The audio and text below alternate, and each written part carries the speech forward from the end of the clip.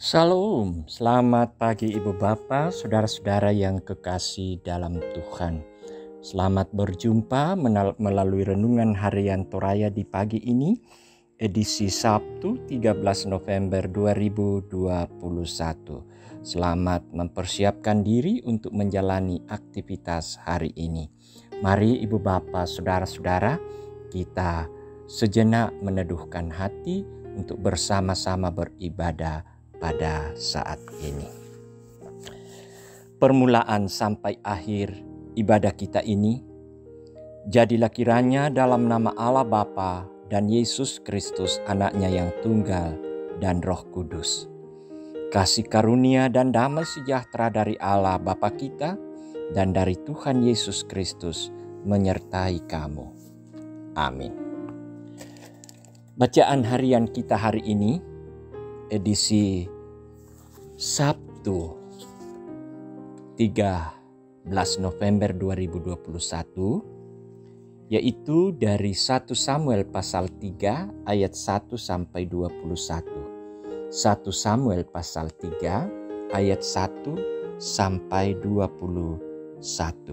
Sebelum firman kita dengarkan, mari kita berdoa. Dalam kerendahan Tuhan kami datang sujud di hadirat-Mu yang kudus. Dalam kerendahan ini pula kami datang dalam pujian dan syukur kami. Sungguh kasih-Mu begitu besar. Kami tak mampu menyelami, kami tak mampu menghitung, namun kami menikmatinya. Terima kasih untuk segala perkara yang Tuhan buat dalam hidup kami.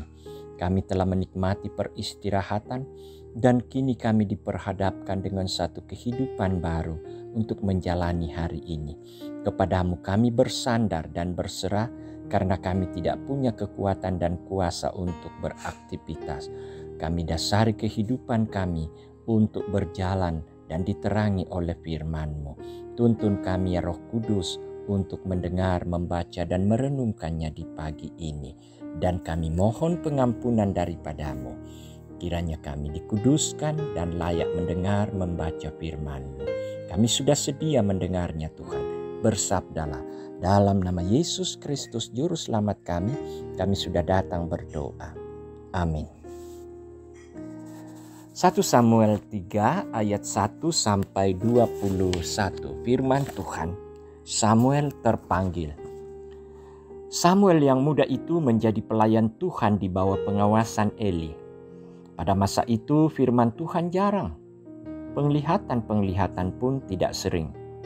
Pada suatu hari, Eli yang matanya mulai kabur dan tidak dapat melihat dengan baik, sedang berbaring di tempat tidurnya. Lampu rumah Allah belum lagi padam. Samuel telah tidur di dalam bait suci Tuhan, tempat tabut Allah. Lalu Tuhan memanggil, "Samuel, Samuel," dan ia menjawab, "Ya Bapa." Lalu berlarilah ia kepada Eli serta katanya, "Ya Bapa, bukankah Bapa memanggil aku?" Tetapi Eli berkata, "Aku tidak memanggil, tidurlah kembali." Lalu pergilah ia tidur. Dan Tuhan memanggil Samuel sekali lagi. Samuel pun bangunlah lalu pergi mendapatkan Eli serta berkata, "Ya Bapa, bukankah Bapa memanggil aku?" Tetapi Eli berkata, "Aku tidak memanggil anakku, tidurlah kembali." Samuel belum mengenal Tuhan. Firman Tuhan belum pernah dinyatakan kepadanya. Dan Tuhan memanggil Samuel sekali lagi untuk ketiga kalinya. Ia pun bangunlah lalu pergi mendapatkan Eli serta katanya, "Ya Bapa, bukankah Bapa memanggil aku?" Lalu mengertilah Eli bahwa Tuhanlah yang memanggil anak ini. Sebab itu berkatalah Eli kepada Samuel, "Pergilah tidur, dan apabila ia memanggil engkau, katakanlah, berbicaralah Tuhan, sebab hamba-Mu ini mendengar." Maka pergilah Samuel dan tidurlah ia di tempat tidurnya. Lalu datanglah Tuhan, berdiri di sana dan memanggil seperti yang sudah-sudah, "Samuel, Samuel." Dan Samuel menjawab, "Berbicaralah, sebab hamba-Mu ini mendengar." Lalu berfirmanlah Tuhan kepada Samuel, "Ketahuilah, aku akan melakukan sesuatu di Israel, sehingga setiap orang yang mendengar akan bising kedua telinganya. Pada waktu itu, aku akan menepati kepada Eli segala yang telah kupirmankan tentang keluarganya, dari mula sampai akhir. Sebab telah kuberitahukan kepadanya bahwa aku akan menghukum keluarganya untuk selamanya karena dosa yang telah diketahuinya, yakni bahwa anak-anaknya telah menghujat Allah, tetapi ia tidak memarahi mereka.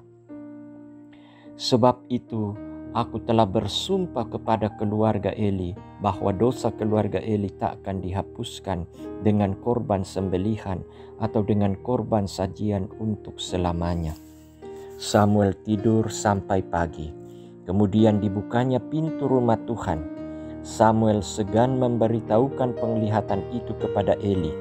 Tetapi Eli memanggil Samuel, katanya, "Samuel, anakku." Jawab Samuel, "Ya Bapa." Kata Eli, "Apakah yang disampaikannya kepadamu? Janganlah kau sembunyikan kepadaku. Kiranya beginilah Allah menghukum engkau, bahkan lebih lagi daripada itu, jika engkau menyembunyikan sepatah kata pun kepadaku dari apa yang disampaikannya kepadamu itu." Lalu Samuel memberitahukan semuanya itu kepadanya dengan tidak menyembunyikan sesuatu pun. Kemudian Eli berkata, "Dia Tuhan, biarlah diperbuatnya apa yang dipandangnya baik." Dan Samuel makin besar dan Tuhan menyertai dia, dan tidak ada satu pun dari firman-Nya itu yang dibiarkannya gugur. Maka tahulah seluruh Israel dari Dan sampai Beersheba bahwa kepada Samuel telah dipercayakan jabatan Nabi Tuhan.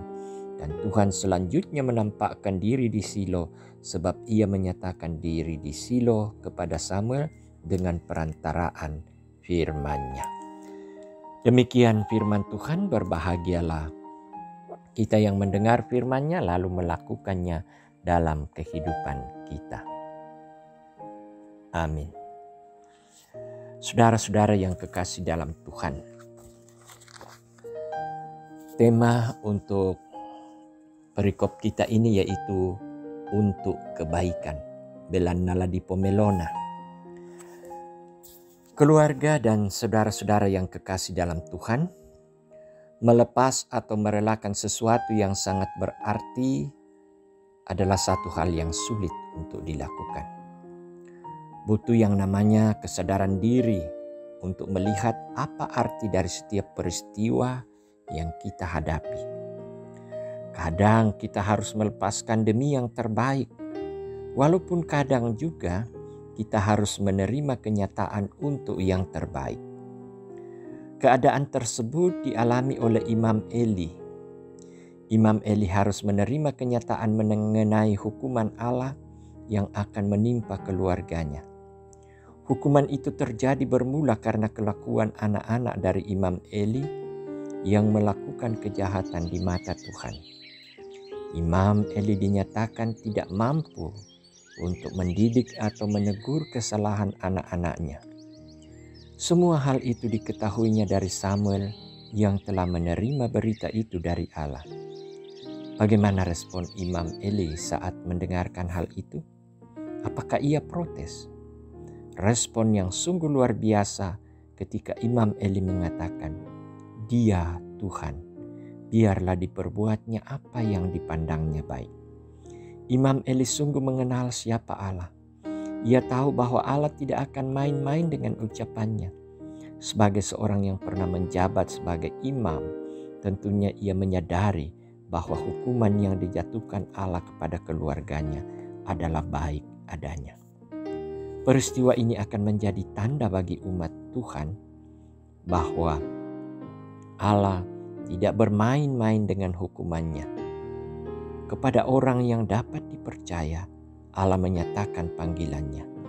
Hiduplah dalam ketaatan kepada Allah. Terimalah dan jalanilah setiap hal yang diperhadapkan kepada kita seturut kehendaknya. Nasihat, teguran, atau bahkan hukuman, mungkin itu adalah yang terbaik dari Dia. Amin. Mari kita berdoa.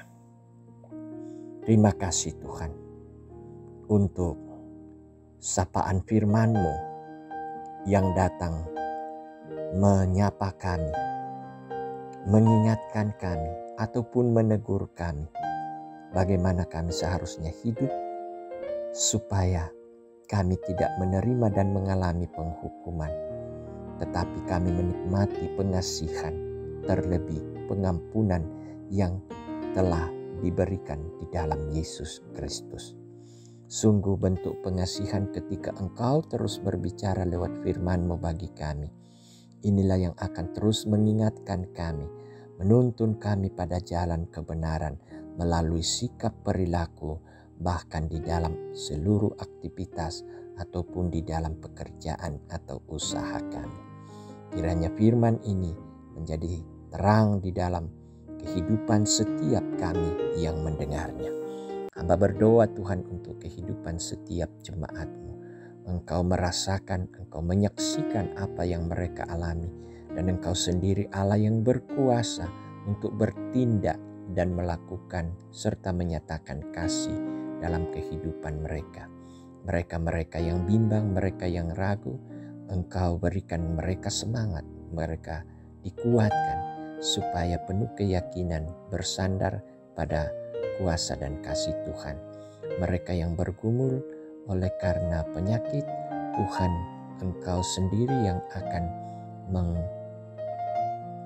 memberkati semua bentuk layanan yang mereka terima, baik dari dokter, suster, ataupun dari segenap keluarga.